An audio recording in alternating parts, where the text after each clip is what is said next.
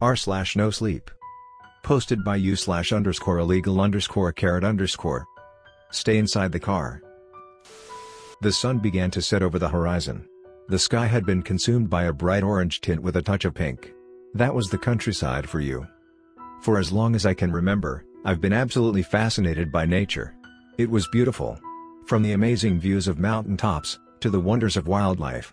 I loved it all. It was for this reason, that every year or so, 4 of my closest mates and I would drive to the base of a mountain and set up camp at the local campsite. While camping, we do all sorts of activities, but our time in the mountains mostly consisted of hiking. This year was no different. My mates, Jason, Thomas, Samuel, Peter, and I were on our way to the same campsite we visit each year. It's roughly a 4-hour drive, so we would all take shifts at the steering wheel. We had already been driving for an hour and a half. By now, we were already in the countryside, far from any urban areas. In fact, there wasn't another town for miles to come. We had already cycled through 2 people, being me and Samuel, and it was Jason's turn at the wheel. The sun was beginning to set by now.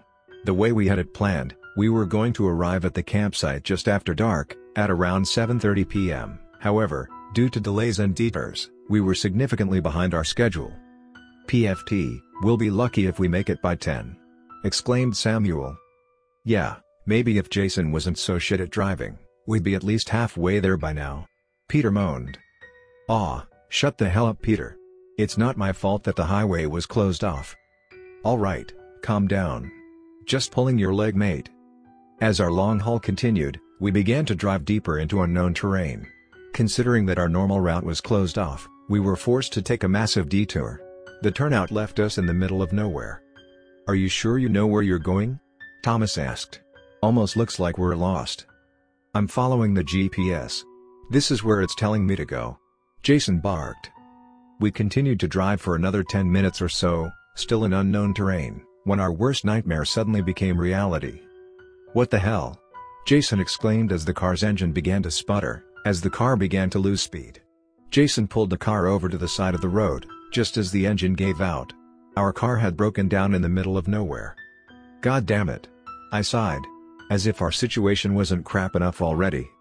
"See, this is what happens when we let Jason drive," Peter said jokingly. "Fuck off, Peter," Jason snapped, violently slamming his hand on the steering wheel. "Alright, calm down guys. We'll sort this shit out," I assured everyone. "Nah, stuff you guys," Jason exclaimed as he opened his car door. "Where are you going?" "To check on the engine, you dipshit," Jason shouted as he slammed the door behind him. He then walked to the front of the car and lifted up the bonnet. "Jesus, what's his problem?" Peter exasperated. "Give him a break, Peter," I replied. "I'm just joshing with him. He doesn't need to take it so seriously." "Nah mate, you got too carried away," Thomas chipped in. "Fuck off, Thomas, don't act like you weren't in on this." "Don't tell me to fuck off, asshole." Tensions continued to rise as the guys bickered amongst each other. Jason was still behind the bonnet, checking on the engine. As everyone was arguing with one another, I took a minute to get a proper glance at our surroundings. To our left was a massive, empty field. It was fenced off. There was a sign on the fence that read "Do not enter" in all caps. In the far distance, I could barely make out some sort of structure on the horizon of the field. Presumably a barn, or something like that. To our right was a forest. Just like the fields, the forest was fenced off, this time with a sign simply reading "Danger." I couldn't see anything beyond the trees. It was almost nightfall, so there wasn't much light shining down on the forest. One other thing that caught my attention was a semi-truck that was parked roughly 200 meters on the other side of the road. I couldn't tell if there was anyone inside of it though. We were truly in the middle of nowhere. 10 minutes had passed since our car had broken down. Jason was still behind the bonnet, checking the engine. Everyone else's patience was wearing thin. "What the hell's taking him so long?" Peter complained. "Yeah, it'll be dark out any minute. I don't want to be stuck out here after the sun sets," Samuel added. They were right. We didn't have a lot of time before night would fall. I decided it was finally time to check on Jason. I rolled down my window and stuck my head out. "Oi Jason," I shouted. "You fixed the engine yet?" I got no response. "Jason, are you done yet?" Still no response. I opened my side door and stepped out of the car. I walked up to the bonnet. Jason wasn't there. I walked back inside the car. "Is he almost done?" Peter asked as I closed the door behind me. "He's gone," I replied. "What? What do you mean he's gone?" "I mean he's not there anymore." "Well, did you see where he went?" "No. Hold on, let me try calling him." I dialed Jason's number and held the phone against my ear. I instantly got his voicemail. "He's not picking up." "Shit!" Thomas exclaimed. "Where the hell could he have gone?" "I don't know," I replied. We all just sat in silence for a second. "Maybe he went over to the truck for help," Samuel said while pointing to the semi-truck across the road. "All right, I'll go check," Thomas said as he stepped out of the car. We all watched as Thomas walked up to the semi-truck. "Is the engine fixed at least?" Peter questioned. I leaned over to the driver's seat and tried starting the engine. The car sputtered momentarily, and then gave up. "Nope. Engine's still busted." "Well, let me go check on it then," Peter said as he opened his door. "No," I abruptly exclaimed. "Jay, just stay here. Wait for Thomas to get back." "What? Why?" Peter questioned. I don't know. Something doesn't feel right," I replied. Peter stared at me questionably for a second. "All right," he finally said as he closed his door. "If you say so." "Guys!" Samuel abruptly shouted. "I can't see Thomas anymore." "What?" I said as I glanced over at the semi-truck. "Did you see where he went?" "He disappeared behind the truck." "Shit," Peter said as he opened his door again. "I gotta check on him." "No," I shouted once again. "Stop. Let me try calling him first." "He might be in danger, you idiot," Peter shouted. "Just get back in the fucking car," I shouted as I held my phone against my ear. Peter stared at me with a frustrated look in his eyes. He held his position as the phone rang. It kept ringing for a few seconds. Then, finally, "Hello?" I heard Thomas' voice answer. "Thomas," I shouted, "are you alright, man? Where are you?" "Calm down," he assured me. "I'm just behind the truck. Look." I glanced back at the truck to see Thomas waving at me. Reassured, Peter sat back down in the car. "Jesus, man, we thought something happened to you," I replied. "What are you doing back there? Did you find Jason?" "Nah, but I found some supplies in the truck. Figured we could use them to fix the car," he replied as he disappeared behind the truck once again. "All right, well, just stay on the line while you're getting them," I said. "Okay, if you say so. But I'll have to put the phone down to carry this stuff." "All right, just stay in the call," I requested once again. "Sure thing." Thomas proceeded to put his phone down and continued gathering supplies. I could hear the clanking of metal in the background of the call. The sun had just about set by now. The sky was slowly being consumed by the darkness of the night. "Jesus, someone's a little paranoid," Peter exclaimed as we waited for Thomas. "You can talk. You were about to sprint out of the car and run after Thomas," I replied. "And besides, we still don't know where Jason is. I'm seriously worried about him." "Here, I'll try calling him this time," Peter said. He dialed Jason's number and held the phone to his ear. Suddenly, Peter's face filled with horror. "What's wrong?" I asked. Peter didn't say anything. He just glanced at his phone, and then slowly handed it to me, still with a horrified look on his face. I held Peter's phone against my ear.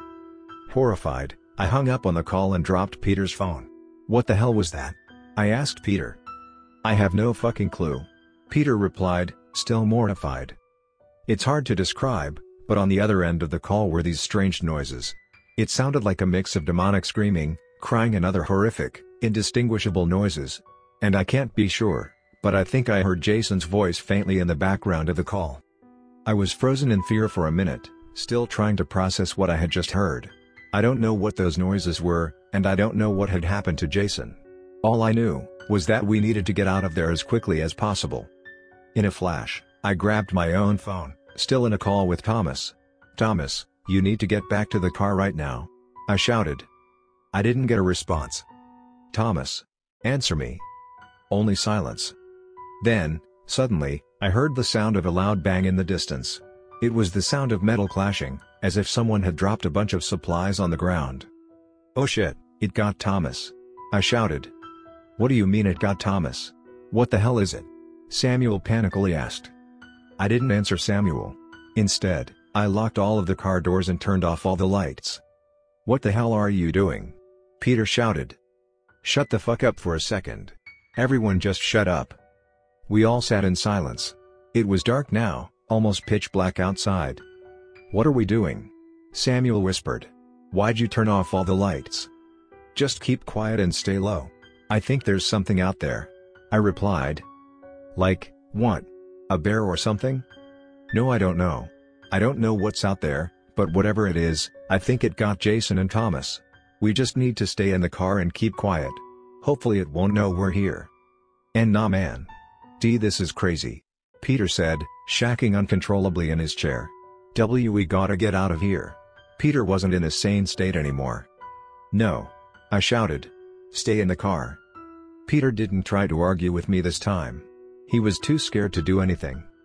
There was silence again. Peter was shivering in fear. I sat still, staring into the dark abyss outside our car. It was too dark to see anything. I couldn't tell if something was out there or not. Suddenly, a faint screech was let off in the distance. It didn't sound human. What the hell was that?" Peter asked, horrified. My heart was racing at this point. Something was definitely out there, something inhumane. I tried thinking of what to do next. "Samuel, try calling for help." "I can't. I've lost reception," he replied. "Crap, we're stranded." I contemplated again, thinking of another plan. "All right, we'll just have to stay calm and stay in the car no matter what. If we wait till sunrise, then we can." "Are you fucking insane?" Peter shouted aggressively. "No way, I'm not staying in here till morning. That thing is gonna kill us if we wait here." Peter then proceeded to open his side door and sprint out of the car, right into the dark abyss. "Peter, no!" Samuel shouted as he opened his own door. "Samuel, don't go out there!"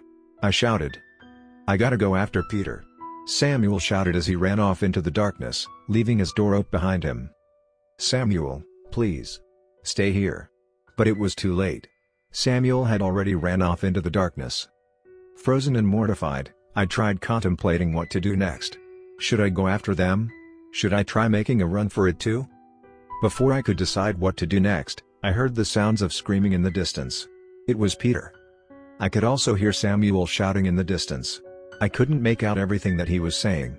I could only make out one of his words. My name. He was calling out to me. He was calling out for help. I just sat in the car, still frozen, my eyes wide open with fear. I'm alone now. Everyone else is dead. I don't know what's out there. I don't know what to do next. Peter and Samuel left their door open as they ran out. I'm too scared to close it. I'm too scared to move. It's been 15 minutes since Samuel and Peter left the car. Every few minutes or so, I hear a screeching in the distance. It sounds closer with each screech. I'm writing this story because I don't know what else to do. I'm scared. It's dark. I'm alone. And there's something outside, slowly coming toward me.